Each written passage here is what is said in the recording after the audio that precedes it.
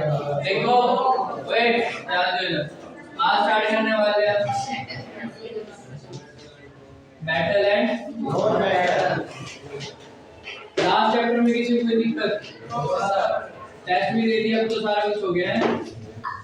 तो कई बार करवा चुका वो चैप्टर मैंने, रिवाइज भी हो गया उसको बहुत बार है। तो कार्बन का बॉन्ड में तो कोई दिक्कत आने नहीं वाली। ठीक है, अब स्टार्ट करते हैं मेटल्स एंड नॉन मेटल्स। तो आज हम सिर्फ इसकी क्या पढ़ने वाले हैं? बेसिक प्रॉपर्टीज पढ़ेंगे। क्या पढ़ेंगे?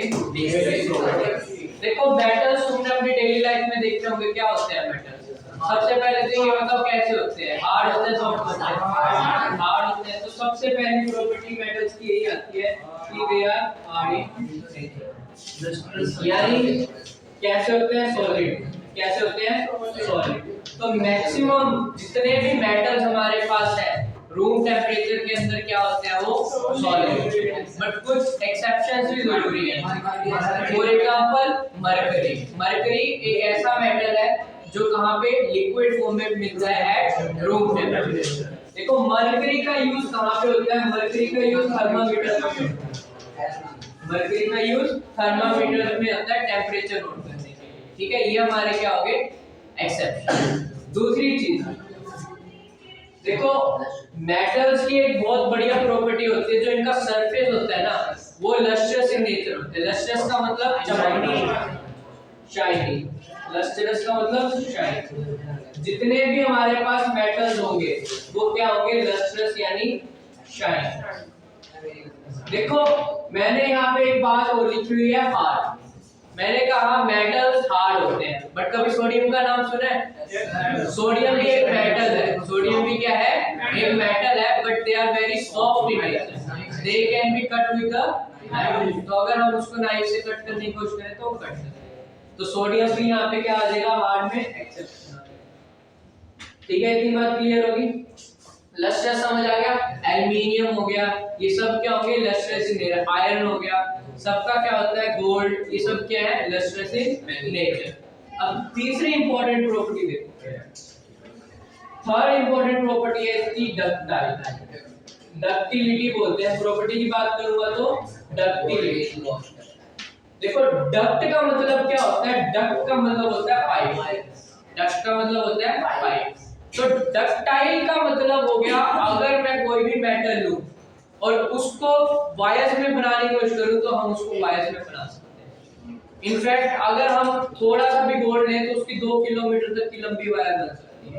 इतने डक्टिलिटी होते हैं। तो जितने भी हमारे पास मेटल्स होते हैं वो क्या है? Ductile in nature. क्या उनको हम वायर्स के अंदर बनाते हैं। जैसे कॉपर की वायर्स बनती है, इलेक्ट्रिसिटी में यूज होती है ना, तो कॉपर भी क्या है? हमारे पास मेटल है। क्या उसका लस्ट्रस सरफेस होता है? बिल्कुल होता है। कभी एक वायर को काट के देखना, तुम्हें अंदर कॉपर वायर मिलेगी, वो भी काफी शाइनी बेस की होती है। तो यानी जो भी हमारे मेटल्स होंगे they are ductile in nature. For example copper, gold, aluminium. अब बात करते हैं मैलेबिलिटी। मैलेबिलिटी क्या होता है? शीट्स के अंदर कि मैं मेटल्स को इतना बिटूं कि वो किस में कन्वर्ट हो जाए? शीट्स के अंदर। ये काफी थिन शीट्स के अंदर हो जाती है। एग्जांपल के तौर पे तुमने अपने हाउस होल्ड में देखे होंगे एल्युमिनियम फॉयल, जिसमें तुम खाना भी रखते हो। कहीं भी टिफिन में मिल जाएगा एल्युमिनियम फॉयल। एल्युमिनियम क्या है? एल्युमिनियम क्या है? एल्युमिनियम क्या है? मेटल। सरफेस कैसा होता है? हैं? खड़ा हो जा। सरफेस कैसा होता है? शाइनी। लस्ट्रस होता है कि नहीं होता?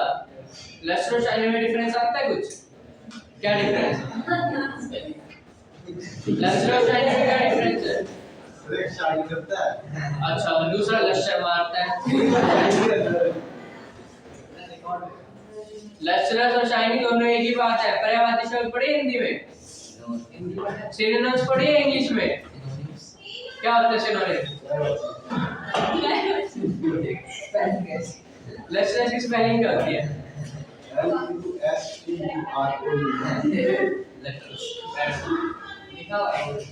समझिए डक्टिलिटी और मैलेबिलिटी। क्लियर है? हाँ भाई क्लियर है? कोई दिक्कत यहाँ तक? अब देखो तीसरी प्रॉपर्टी, फिफ्थ प्रॉपर्टी, इसको आप एक्सपेरिमेंट के तौर पे समझते हैं। सपोज कर लो एक मेटल रोड ले ली मैंने और लास्ट में मैंने उसके क्या लगा दिए यहाँ पे वैक्स, और यहाँ पे कुछ हमने नेल्स लगा दी वैक्स के अंदर चिपका दी। यहाँ पे मैंने क्या करा, हीट देनी शुरू कर दी कैंडल से। तो कुछ देर के बाद क्या होगा, ये वैक्स क्या हो जाएगी, मेल्ट। वैक्स क्या हो जाएगी, मेल्ट।